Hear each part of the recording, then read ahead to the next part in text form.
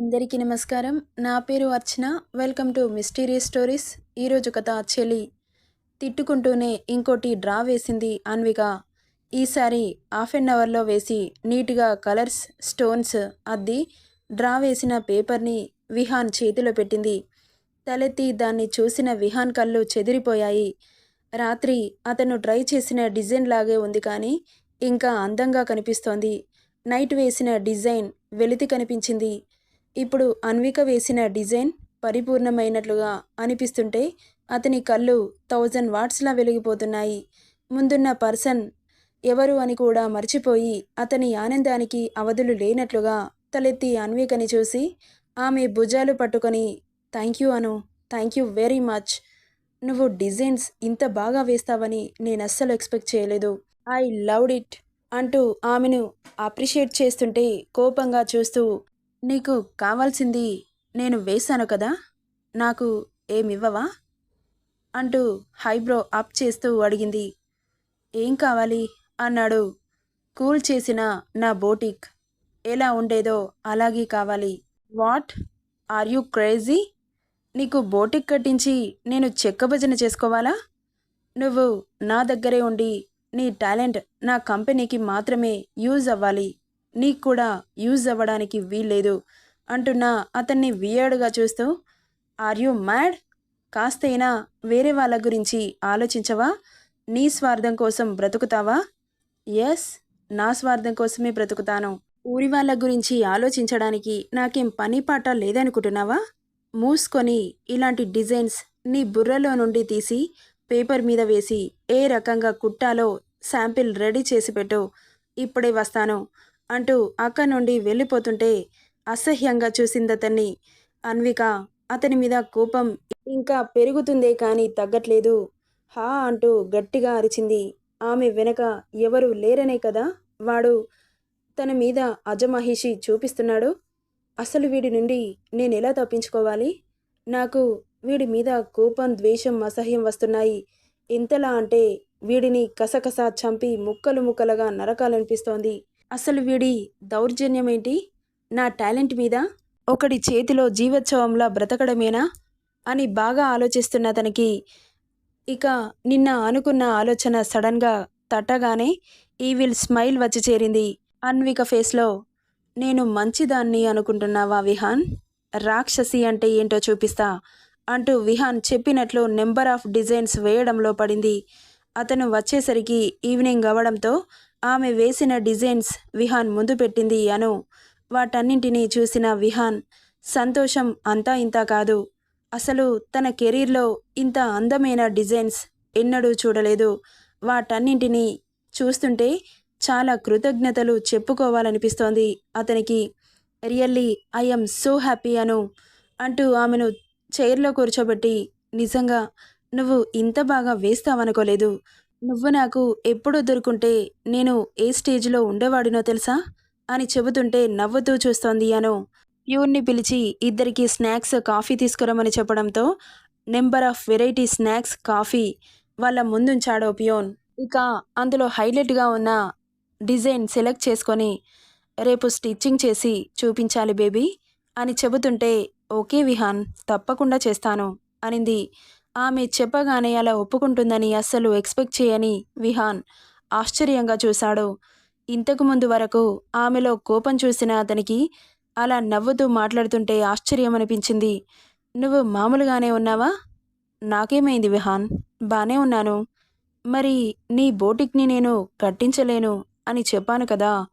Okay, అది నీ ఇష్టం. అది నీకు ఇష్టం లేకనే కదా కూల్చేసింది. అవునను, చెప్పాను కదా నీ టాలెంట్ నాకు మాత్రమే యూజ్ అవ్వాలని.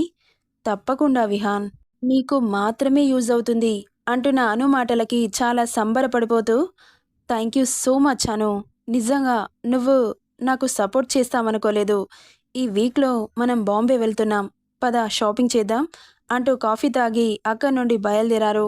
సరే కానీ నీకు అమ్మా నాన్న లేరా అని అడిగింది అను విహాన్ని చూసి.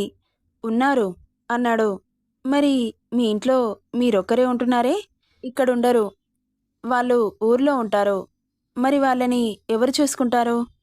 హెల్దీగానే ఉన్నారుగా? వాళ్ళని ఒకరు చూసుకోవాల్సిన అవసరమేముంది? ప్రతి నెల డబ్బులు పంపిస్తాను. ఇంకేంటి? అన్నాడు విహాన్.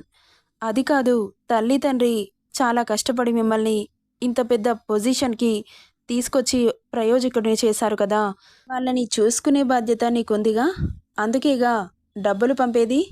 అంటే డబ్బుతో ప్రేమని కొనలేం కదా! ఇక్కడికి తీసుకొచ్చి నీ కళ్ళ ముందు ఉంచుకొని నువ్వే ప్రేమగా చూసుకోవచ్చుగా అనింది.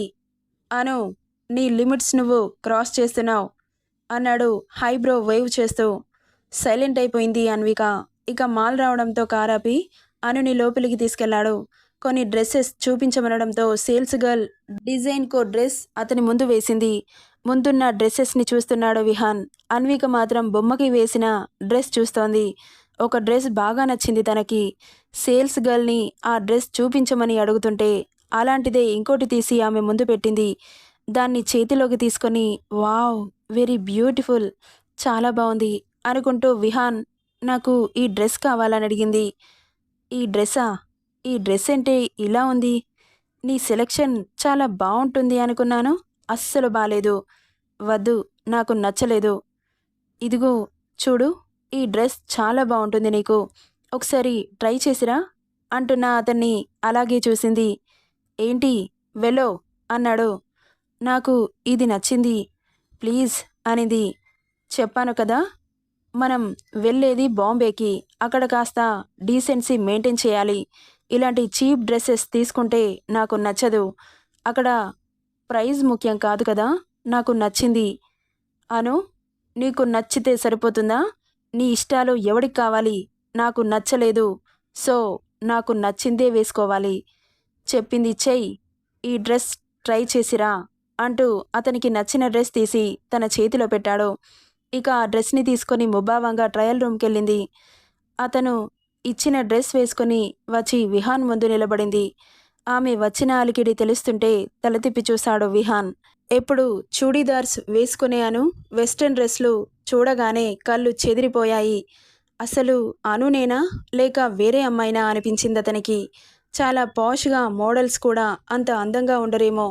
దగ్గరికి వచ్చి you are looking so gorgeous అన్నాడు. చిన్నగా నవ్వి లోపలికెళ్ళిపోయింది. ఇక ఇంకో 2-3 టైప్స్ ఆఫ్ డ్రెస్సెస్ తీసుకొని ఆ మాల్లోనే కేఎఫ్సీకి వెళ్ళారు. ఇద్దరికి కేఎఫ్సీ ఆర్డర్ ఇచ్చి కూర్చున్నారు. ఇవన్నీ ఎందుకు? ఏం పర్లేదు బంగారం, నేను ఈరోజు చాలా హ్యాపీగా ఉన్నాను అంటూ ఆర్డర్ పెట్టిన కేఎఫ్సీ రావడంతో ఇద్దరు తింటూ ఉన్నారు. నాకు ఒక డౌట్ విహాన్ అనింది. అవునా, ఏంటది అని తలెత్తి చూశాడు.